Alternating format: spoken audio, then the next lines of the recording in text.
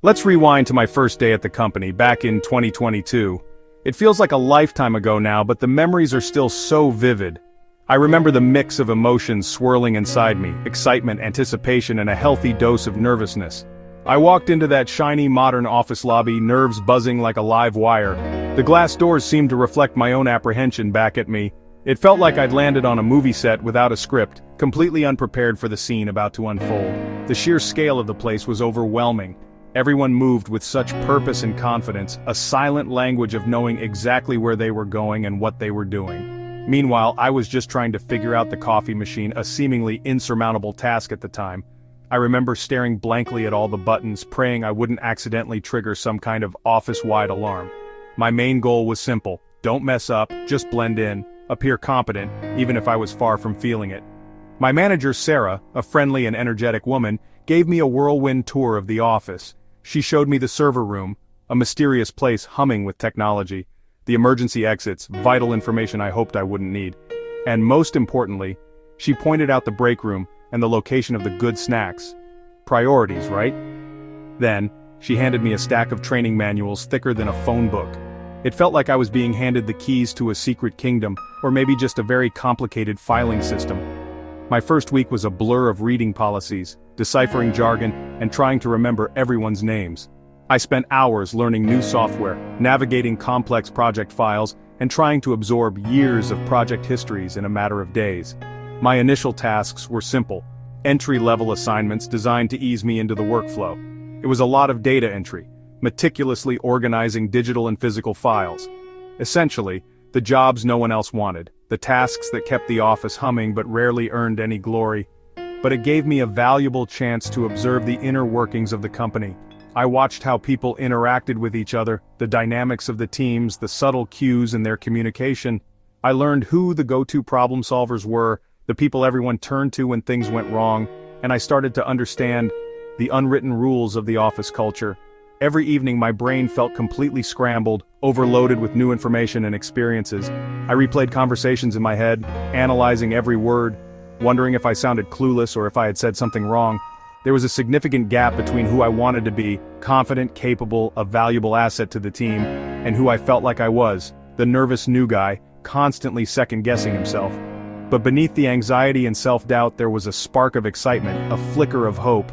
This was a new beginning, a chance to prove myself and build a career. I was determined to make it count, to learn everything I could, and to contribute in a meaningful way, one day at a time, one step at a time. That's all I could do. The honeymoon phase ended fast, replaced by a wall of challenges. My first real project? A disaster. I used the wrong dataset and had to stay late to fix it. That mistake shook my confidence and made me second-guess everything. I became overly cautious, falling behind on deadlines and feeling like a bottleneck. The work was complex, legacy systems, shifting client expectations, and meetings full of jargon. I'd nod along, then secretly Google terms at my desk. Socially, I was the outsider. The team had inside jokes and a rhythm I couldn't break into. Lunch invitations were rare and conversations sometimes stopped when I walked over. It wasn't mean-spirited, just awkward. The isolation made the professional challenges feel even bigger. I seriously questioned if I was cut out for this job. But I kept showing up, hoping things would turn around. I realized I had to adapt, or I'd never fit in. The pressure was on. One Friday evening, the office was quiet, the city lights twinkling outside my window. Everyone else had long gone home, but I was still there wrestling with a problem I couldn't solve. The weight of my inadequacy felt heavy. It was in that moment of quiet desperation that I hit a turning point. A realization washed over me, clear and undeniable. I could keep feeling sorry for myself, wallowing in self-doubt and letting my fear dictate my future. I could continue to blame external factors for my lack of progress, or I could take control, seize the reins of my own destiny and actively shape the outcome I desired. The choice was mine, and mine alone. That night, fueled by a newfound sense of determination, I made a plan. A roadmap to bridge the gap between where I was and where I wanted to be. The first step was to admit what I didn't know, to acknowledge my knowledge gaps without shame or embarrassment, and then commit to a journey of continuous learning. I spent evenings and weekends sacrificing leisure time, immersing myself in online courses, hungry for knowledge and eager to expand my understanding. I devoured tutorials, seeking practical skills and actionable insights that I could immediately apply to my work. and I diligently followed industry blogs, staying abreast of the latest trends, emerging technologies, and best practices in my field. I wanted to understand not just what we did, the surface-level tasks and responsibilities, but why we did it, the underlying principles and strategic rationale. At work, I stopped hiding my confusion, no longer afraid to appear ignorant or ask stupid questions. Instead, I started asking smart questions, thoughtful inquiries that demonstrated I had done my own research first, and was genuinely seeking deeper understanding. People respected the effort, recognizing my commitment to learning and growth, and they were surprisingly willing to help, sharing their knowledge and expertise. Beyond technical skills, I also focused on soft skills, the interpersonal abilities that are crucial for effective collaboration and communication. I practiced active listening, truly hearing what others were saying, and I made a conscious effort to remember colleagues' details, showing genuine interest in their lives and perspectives. I started offering small gestures of help, going the extra mile to support my colleagues and contribute to a positive team environment. "Hey, can I grab you a coffee?" A simple question, but it opened doors and fostered connections. It was simple, but it changed how people saw me, shifting their perception from a detached observer to an engaged and supportive team member. I wasn't just the quiet new guy anymore, the one who blended into the background and avoided interaction. I was actively becoming part of the team, contributing my skills and insights and building meaningful relationships with my colleagues. The more I learned, the more confident I felt, empowered by my growing knowledge and abilities. I realized growth wasn't just about technical skills, acquiring new certifications, or mastering specific software programs. It was also profoundly about relationships, building trust, fostering collaboration, and creating a sense of belonging. Slowly, steadily, I started to belong, feeling more connected to my colleagues and more integrated into the company culture.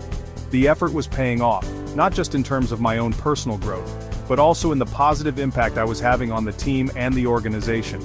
I was building momentum, gaining traction, and moving forward with a renewed sense of purpose and enthusiasm. I learned that success isn't a solo sport. At first I tried to prove myself by working alone, but real progress came when I started helping others.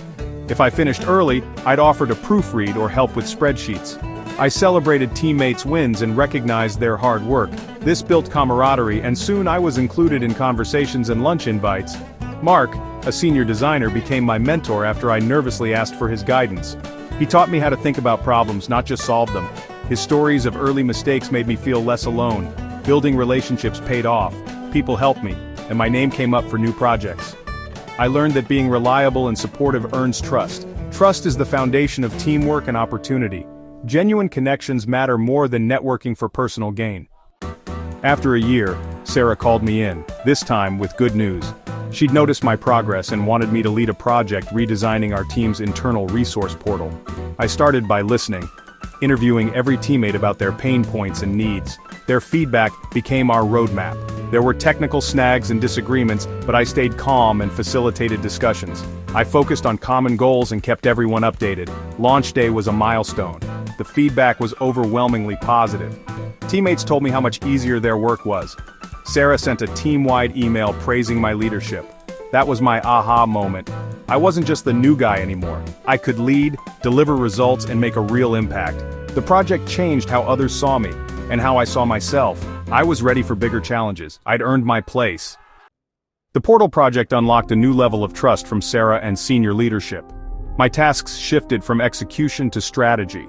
I was included in brainstorming sessions and started contributing ideas. Some stuck. My meetings with Sarah became strategy sessions. She valued my opinions. I was asked to onboard a new intern, paying forward the mentorship I'd received. Then came a big test. A major client needed urgent data analysis by Monday. Most seniors were gone. Sarah asked if I could handle it. I said yes, and delivered. I structured the report, found valuable insights, and sent it in on Sunday. Sarah's reply: "This is excellent, thank you, get some rest." I'd proven I was reliable under pressure. The stakes were higher, but so was my confidence. I was ready for more. Soon after, Sarah told me the client wanted a full presentation, led by me. This was the big leagues, a high-stakes meeting with senior executives. I prepared obsessively, anticipating questions and framing insights in the client's context. Mark helped me refine my slides and reminded me, don't just present data, tell a story. On presentation day, I walked into the boardroom, nerves steady. I made eye contact, explained the why behind our findings, and offered actionable recommendations. When I finished, the CEO said, "That was one of the clearest, most insightful presentations we've seen." The executives nodded, asked sharp questions, and I answered confidently. Walking out, I felt 10 feet tall. Sarah's smile said it all. I hadn't just met expectations, I'd exceeded them. My reputation was changing. I was seen as a leader. A week after the presentation, I had my year-end review with Sarah. She gave glowing feedback, then leaned in. "Let's talk about your future." Senior leadership was impressed. They'd created a new senior strategist role just for me. More leadership, more client interaction, more responsibility. My heart raced as she offered me the promotion. I was speechless. Just grinning and saying wow, over and over. All the late nights, the anxiety, the effort, it had led to this. I accepted immediately. My family and partner were thrilled. When the announcement went out, my colleagues congratulated me. It felt like a team victory, not just a personal one. That evening I took a long walk to let it all sink in. I wasn't the nervous new kid anymore, I was a leader. Now, in my new role, I've had time to reflect on my journey, the challenges I faced, and the lessons I learned along the way. It's a privilege to be in a position where I can look back and distill those experiences into something valuable for others. If I could tell my past self one thing, knowing what I know now, it's this. Your career is something you actively build, brick by brick, with intention and purpose, not something that passively happens to you. It requires careful planning, consistent effort, and a willingness to adapt to changing circumstances. Be proactive in seeking out opportunities, be genuinely curious about the world around you, and never stop learning, whether it's through formal education, industry publications, or simply seeking advice from those more experienced than you. Continuous growth is essential. Embrace mistakes, they're inevitable, a natural part of the learning process. But they're also your best teachers, providing invaluable insights and opportunities for improvement. Don't be afraid to fail. Be afraid of not learning from your failures. Resilience is a muscle. It needs to be exercised regularly to grow stronger. The more you use it, the stronger it gets, enabling you to bounce back from setbacks and persevere through difficult times. Every challenge you overcome, every obstacle you navigate, prepares you for the next, building your confidence and expanding your capabilities. Relationships matter. Cultivate them, nurture them. Be the colleague you'd want to work with, supportive, collaborative, and always willing to lend a hand. Celebrate others' successes, be helpful in their times of need, and be reliable. Someone your colleagues can always count on to deliver.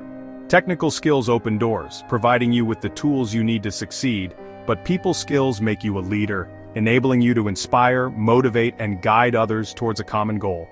Find a mentor who can provide guidance and support, be a mentor to someone who can benefit from your experience, and lift others as you climb, sharing your knowledge and helping them achieve their full potential. A strong network is your safety net, providing support and opportunities during challenging times, and your springboard, launching you towards new and exciting possibilities. Always remember your why, your core values, and the reasons you do what you do.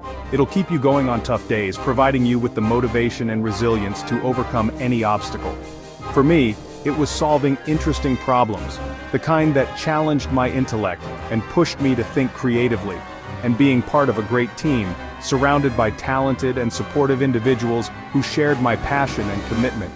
That purpose carried me through the hardest moments, providing me with the strength and determination to persevere.